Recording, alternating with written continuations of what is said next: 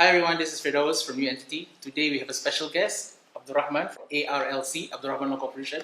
Hello. And the reason for this session is that we have compiled a couple of questions from not just from our own team but other content creators out there. And we'd like to ask Abdurrahman for his advice when it comes to legal issues in content creation, content marketing, and things like that.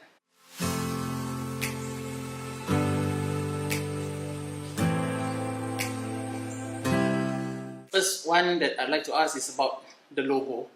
There are a couple of businesses who just got started. Maybe they couldn't afford a proper logo designer, and they just scour the internet and just take a design that they like and use that as a logo. What are the implications of that? Well, you see, the thing is, whether it's on the internet or wherever it is, be it something real or something that is tangible, you can't take what is not yours. So if it's something that you find on the internet, you need to check what permissions you have to reuse that particular item. Whether it's a logo, a picture, a video, music, it all depends on what rights you have. You may be able to see it, you may even be able to play it, but do you have the right to reproduce? Do you have the right to use it in a commercial setting? Do you have the right to redistribute it? Do you have the right to republish it for others? These are questions that you need to ask. So just like any tangible product, you can walk around and you find somebody's wallet, for example, on the floor. It doesn't mean you can just take it and use it. It's not yours. So likewise, when it comes to a logo or a photo or an image or a picture that you find online, you need to check what is the rights for use that you have. If it is a particular image where the owner of the image allows you to reuse it but in a non-commercial setting, then perhaps you could use it for some private presentations or some private use which does not involve any money or financial transaction where you are being paid for a particular service. That's a commercial purpose. So some will allow for you to license the image. So you need to pay a certain amount of money and then you get to use that image or that logo for your own commercial purposes for a certain period of time. So it makes a lot of difference, and it pays advantage to you to actually spend a bit of time to check and make sure that whatever it is that you use, you actually have the rights to use. Okay. What are the dangers that you get into if you just rip off somebody's logo, or maybe even you hire very cheap designers who do that kind of work?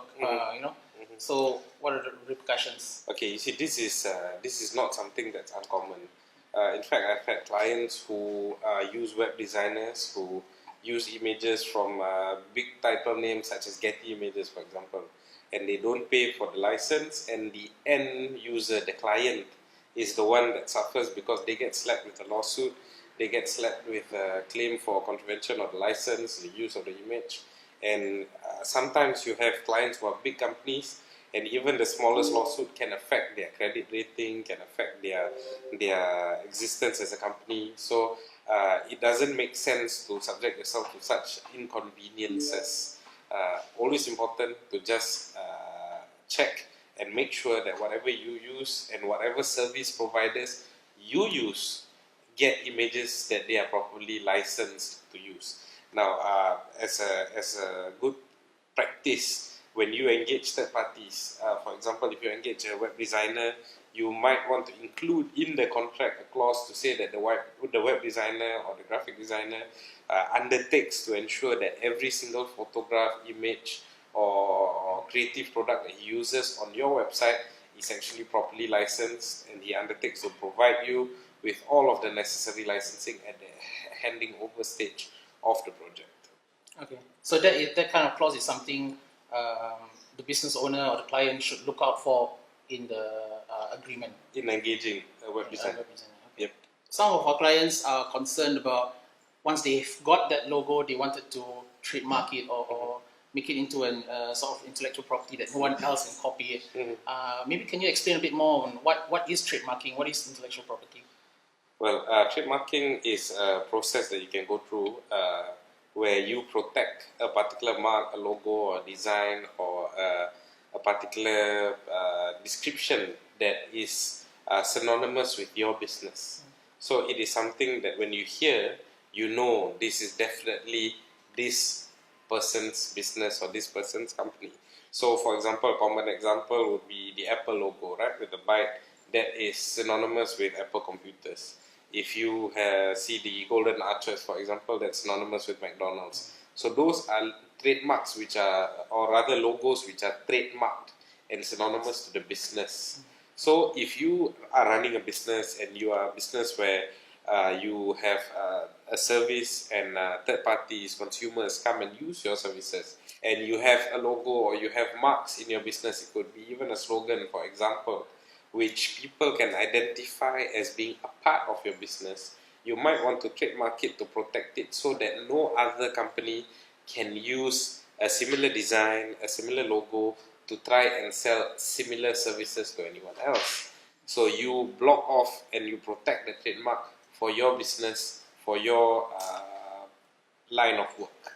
Now, trademarks are not forever. It has to be renewed every few years. So that's something that you need to pay attention to. When you are registering a trademark, there's a period of objection. Other people may have similar marks and they may not agree to your application. It's a long process, and it would be worthwhile for you to engage someone who actually knows what they are doing, because you can apply for a mark in multiple different classes, in multiple different categories. So you need someone who's an expert, who's very familiar with that area to advise you. So we've covered a couple of questions regarding logo and trademarking. So catch us next time when we dive deeper into images, videos, and so on.